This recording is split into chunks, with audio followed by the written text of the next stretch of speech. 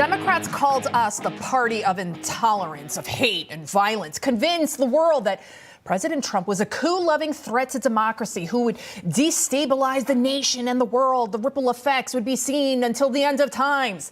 Yet they're the ones that are disinviting us to holiday dinners, messaging me on social media that I care more about the price of eggs than my daughter's reproductive eggs, and unleashing unhinged primal screams over Trump's win at Lake Michigan.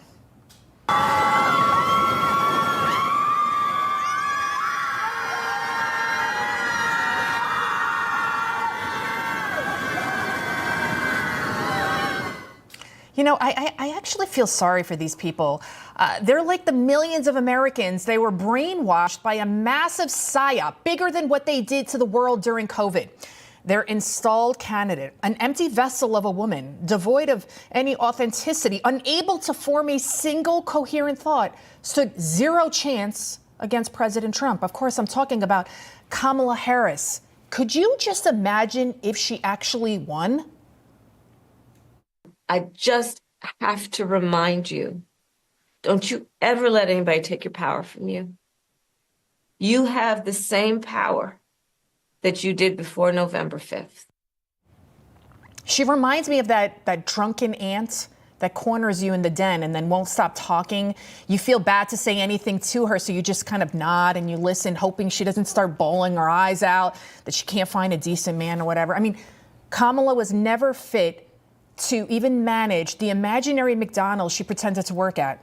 Never mind the border, and never mind the greatest nation in the world. Trump, on the other hand, he is a proven leader. Before even stepping foot into the White House, he's already stopping the invasion at the border by pledging to place tariffs on China, Mexico, and Canada. Mexico's president now saying she is confident that a tariff war will be averted. Of course it's going to be. She may be a socialist, but she's not stupid, although the two often go hand in hand. Yet the so-called experts can't stop with their fear-mongering over these planned tariffs. Take a look at this. President-elect Trump is threatening to impose tariffs on America's top 3 trading partners. This would massively disrupt businesses and supply chains. The move could drive up prices for American consumers and disrupt domestic industries. I think tariffs will increase prices. I was always astounded, I have to say, that he ran on, I'm going to lower inflation, when if you look at the policies, tariffs included, it's all about raising inflation. These are probably the same people that thought Kamala could win, that told us that the race was neck and neck. The United States is simply wielding its tremendous leverage. That's what Trump is doing, because everyone knows that we will trump any country in a trade war. Even Trump's threat of a 10% tariff on China in an effort to curb them from sending the deadly fentanyl chemicals that are poisoning Americans in record numbers caused China's yuan to hit record lows. But Trump's tariff plan, if it even happens, it's not about the money, because how do you put a price on saving lives? Across the country, regardless of the community, fentanyl poisonings, they are skyrocketing. Hundreds of thousands of people are being poisoned. They are dying.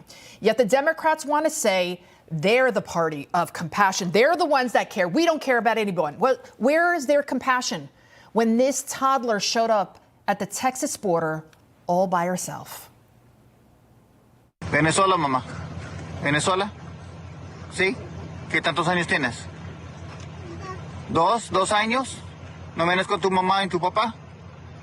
¿No? Only 2 years old. Border Patrol agents saved her from God only knows what.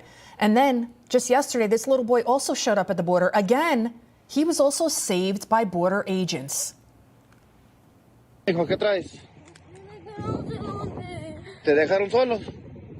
¿Qué? No me quieren guiar. ¿Viniste solo? ¿Qué tantos años tienes, mijo? 10. ¿10 años? ¿Y vienes solo? ¿Sí? ¿Y tu papá y tu mamá? No, mi mamá no va a estar en Estados Unidos. Only 10 years old. I have a 7-year-old daughter myself. I mean, how can the world not see that by sealing the border, we are saving American as well as migrant lives, specifically those of children? An estimated 325,000 migrant children are still missing that we know of.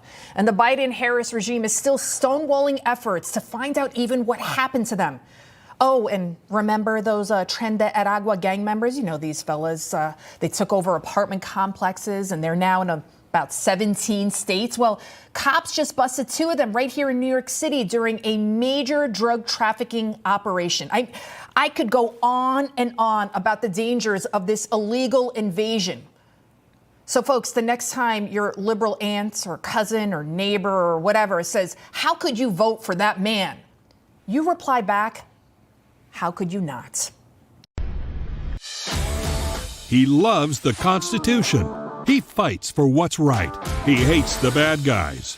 He's a freedom warrior. He's your freedom warrior. Watch Carl Higbie every weekday on NEWSMAX.